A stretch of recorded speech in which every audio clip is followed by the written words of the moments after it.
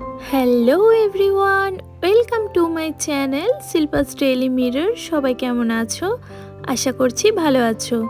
আমিও ভালোই আছি। আর আজকে ভোরবেলা থেকে ভ্লগটাকে স্টার্ট করছি। আর দেখতেই পাচ্ছ আমরা এখন বেরিয়ে পড়েছি বাবার বাড়ি যাওয়ার উদ্দেশ্যে। আগের ভ্লগে তো তোমাদের বলেইছিলাম, তো সেই মতো বেরিয়ে পড়েছি। আর এখন আমরা বালি স্টেশনে এসে পৌঁছেও গেছি। আর আমাদেরকে স্টেশনে ছাড়তে এসেছে আমার শ্বশুরমশাই। তো শ্বশুরমশাই এখন গেছে আমাদের সবার জন্য টিকিট কাউন্টারে টিকিট কাটতে। তো সেই সময় আমরা একটুখানি স্টেশন চত্বরে এদিক ওদিক ঘোরাঘুরি করছিলাম। আর কিছুক্ষণের মধ্যে ভোরের আলো ফোটার সাথে সাথে আমাদের ট্রেনও এসে হাজির স্টেশনে। তো এরপরতে আমরা ট্রেনে উঠে যাব। আর আজকে ট্রেনটা প্রচণ্ড ফাঁকা, দেখতেই পাচ্ছ। আমার মেয়ে তো প্রচণ্ড এক্সাইটেড হয়ে গেছে, কখনো এরকম খালি খালি ট্রেনও এর আগে দেখেনি। তো যার কারণে কোন সিটে বসবে সেটা বুঝতেই পারছিল না, আর পুরো ট্রেনের মধ্যে ঘুরে ঘুরে বেড়াচ্ছিল। আর যেটা দেখে আমরা খুব মজা নিচ্ছিলাম। তো যাই হোক, আমরা ট্রেনে তো উঠে বসে গেছি। আর এখন ট্রেনও নিজের মতো আপন গতিতে চলতে শুরু করেছে। আর বহুদিন পরে আমরা ভোরবেলাতে ঘুম থেকে উঠে এরকম ট্রেনে করে যাচ্ছি। বেশ ভালো লাগছিল, ঠান্ডা ঠান্ডা হাওয়া আসছিল, যার কারণে একটা রিফ্রেশিং ব্যাপার ছিল। আর তার সাথে 6 মাস পরে বাবার বাড়ি যাচ্ছি, তার একটা মজা তো আছেই। তো যাই হোক, আমার বাবার বাড়ি যাওয়ার জন্য এখন আমরা মশাগ্রাম স্টেশনে নেমেছি। আর সেই সঙ্গেই দেখলাম বন্দে ভারত এক্সপ্রেস পেরিয়ে গেল। তারপরতে আমরা স্টেশনে একটুখানি লুচি তরকারি খেয়ে নিলাম সবাই মিলে। আর ওয়েট করছিলাম কতক্ষণে আমাদের বাঁকুড়া যাবার ট্রেন আসবে। আর এদিকে তোমাদের তো বলতে ভুলেই গেছি আমার বাবার বাড়ি কোথায়। আমার বাবার বাড়ি হলো বাঁকুড়া জেলার একটা গ্রামে, যার নাম মহেশপুর। তো আমি আমার গ্রামকে খুবই ভালোবাসি।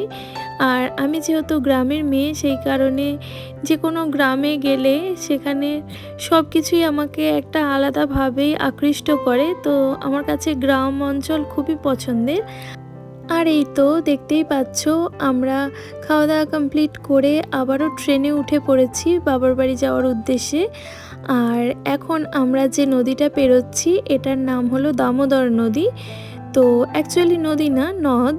তো যাই হোক, ব্রিজের উপর থেকে দেখতে খুবই সুন্দর লাগছিল। আর তারপরতেই কত ক্ষেত, তো এখানে নানা রকম সবজি চাষ হয়েছে।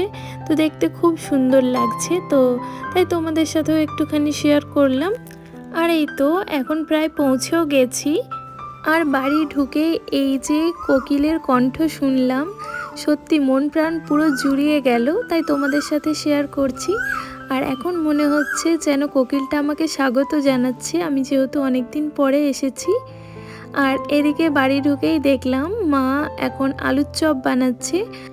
যেহেতু আমার মেয়ে খেতে খুবই ভালোবাসে, তো সেই কারণেই বানাচ্ছি আজকে মুড়ি খাবার জন্য। আর মায়ের হাতের যে কোনো জিনিসই আমার কাছে খুবই পছন্দের, এবং আমার মেয়েরও। তো সেই কারণেই মা সারাক্ষণই চেষ্টা করে আমরা যতক্ষণ থাকি ততক্ষণ কিছু না কিছু বানিয়ে খাওয়াতে। তবে মায়ের আজকাল শরীর খুব একটা ভালো যায় না, তো যার কারণে ইচ্ছে থাকলেও হয়তো উপায় হয়ে ওঠে না। তো যাই হোক, সেসব কথা। আপাতত এখন আমরা ফ্রেশ হয়ে নিয়েছি। আর এদিকে দেখতেই পাচ্ছ আমার মেয়ে খেতেও শুরু করে দিয়েছে। আর আজকে না বাড়িঘরগুলো খুবই নোংরা আছে, কেন কি দেখতেই পাচ্ছ আমাদের এখানে ধানের গোলা তৈরি হচ্ছে। তো একটা রয়েছে আর একটা তৈরি হচ্ছে, ওটা বর্ষার চাষের, আর এটা হচ্ছে বোরো চাষের। তোমরা যারা গ্রাম এলাকার তারা বুঝতেই পারবে। আর এই যে এরকমভাবেই ধানের গোলা প্রস্তুত করা হয়। তো যারা জানো না তাদের জন্যই একটুখানি শেয়ার করছি, তোমাদের কাছে হয়তো ভালো লাগবে। আর এই সব কাজে যে কতটা খাটুনি হয় সেটা একমাত্র আমি, যেহেতু একজন চাষি বাড়ির মেয়ে, তো সেই কারণে আমি খুব ভালো মতো বুঝি। আর আমি প্রত্যেকটা কৃষককে, শুধু আমার বাবা বলে না, সকলকেই আমি সম্মানও করি। আর তাদের জন্যই আমরা দুবেলা অন্ন মুখে তুলতে পারি। তো সেই কারণেই অনেক রোদ্দুরে সবাই খাটাখাটনি করছিল। আর আমি এদিকে লেবু মালাই বিক্রি করতে এসেছিলো, তো একটুখানি নিয়ে নিলাম সবার জন্য। আর সবাই এই গরমের মধ্যে একটুখানি তৃপ্তি পাবে সেই কথা ভেবেই আর এদিকে আমার মেয়ে এসে এসে সবার জন্য একে একে নিয়ে যাচ্ছে। তো বেশ খেতে টেস্টি ছিল জিনিসটা, অনেক দিন পরে খেলাম, খুবই ভালো লাগলো। তো যাই হোক, এদিকে আমার মা দুপুরের খাবার রেডি করে ফেলেছে, দেখতেই পাচ্ছ। ভাত, ঢেঁড়স ভাজা, পোস্তর বড়া, আর এদিকে মাটন, আমের চাটনি, আলু পটলের তরকারি, আর আমার জন্য চিকেন হয়েছিল, যেহেতু আমি মাটন খাই না। তো দুপুরে খাওয়া দাওয়া কমপ্লিট করে এসেছিলাম বোনের বাড়ি। আর বোনের বাড়ি এসে এখন দেখতে পাচ্ছ ভাই কাটছে তাল। তো গাছ থেকে তাল পেড়ে এনেছে। আর কচি তালের শাঁস খেতে আমাদের তো খুবই ভালো লাগে, তোমাদের কার কার ভালো লাগে অবশ্যই কমেন্টে বলো। আর যাই হোক, এদিকে মা কাকিমা সবাই খাচ্ছে, আর আমার মেয়ে বসে আছে, ওর মনি এসে ওকে খাইয়ে দেবে সেই অপেক্ষায়। তো যাই হোক, আজকের ব্লগটা না একটু অন্য রকমের হচ্ছে, কেন কি বাবার বাড়ি এসেছি, খুবই আনন্দে আছি। আর সেই কারণেই আমি সবসময় ক্যামেরা অন করতে পারছি না, তো যার কারণে একটুখানি এদিক ওদিক হয়ে যাচ্ছে ব্লগটা। তো তোমরা একটু ম্যানেজ করে দেখে নিও। তো যাই হোক, এখন আমার মেয়েকে তার মনি তালের রস খাওয়াচ্ছে এবং তাল শাঁস খাওয়াচ্ছে। কিভাবে খেতে হয় আমার মেয়ে জানে না, তো যার কারণেই ও ট্রাই করছে এরকমভাবে। আমরা ছোটোবেলায় খুবই এইসব তাল খেতাম, আর সেই সমস্ত তালের রস গায়ে জামায় ফেলে দাগ করে ফেলতাম, তো যার কারণে মা ঠাম্মার কাছে বকাও খেতাম। তো এই সমস্ত পর্ব মিটিয়ে আমরা বিকালের দিকে রওনা দিয়েছিলাম মামার বাড়ির উদ্দেশ্যে, হাজব্যান্ড, মেয়ে এবং আমি। সময়টা ছিল বিকাল ঠিকই, কিন্তু প্রচণ্ড রোদ্দুরের তাপ ছিল, যার কারণে মুখ চোখ পুরো ঝলসে যাচ্ছিল। আর এই তো চলেও এসেছি মামার বাড়িতে। আর এখন পায়রাগুলো দেখে বেশ ভালো লাগছিল ছোটো মামার বাড়িতে। এটা আমার মায়ের, আমার হাজব্যান্ড এবং আমার মেয়ের সকলেরই মামার বাড়ি। কিভাবে সেটা বলতে গেলে একটা বড় ব্লগ তৈরি হয়ে যাবে। তো যাই হোক, সেই সব প্রসঙ্গে আর গেলাম না। আর এদিকে ভাইয়ের বউ হাজব্যান্ডকে প্রণাম করতে গিয়ে পুরো একটা যাচ্ছে তাই অবস্থা, দৌড়াদৌড়ি শুরু হয়ে গিয়েছিল।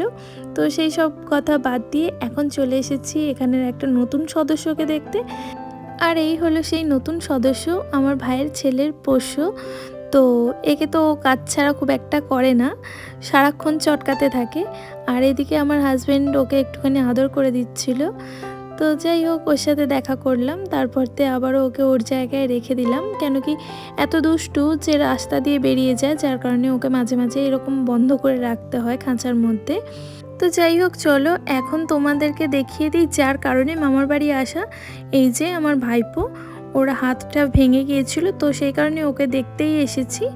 আর দেখতে পাচ্ছ জোয়ান খাওয়ার স্টাইল, আর কি কিউট লাগছে, যতটাই কিউট ততটাই দুষ্টু। তো যাই হোক, সেসব কথা কে বলবে বলো, ওর হাত ভেঙেছে। ওর দুষ্টুমি দেখে এবং মামার বাড়ির বাকি সদস্যদের সাথে অনেক মজা করলাম। তারপরতে আবারও বেরিয়ে পড়েছি বাবার বাড়ি যাওয়ার উদ্দেশ্যে। তো এখনও দেখো সন্ধ্যা নামেনি, কতটা রোদ্দুর রয়েছে। মামার বাড়ি থেকে আমার বাবার বাড়ি বাইকে 15 মিনিটের ডিস্টেন্স।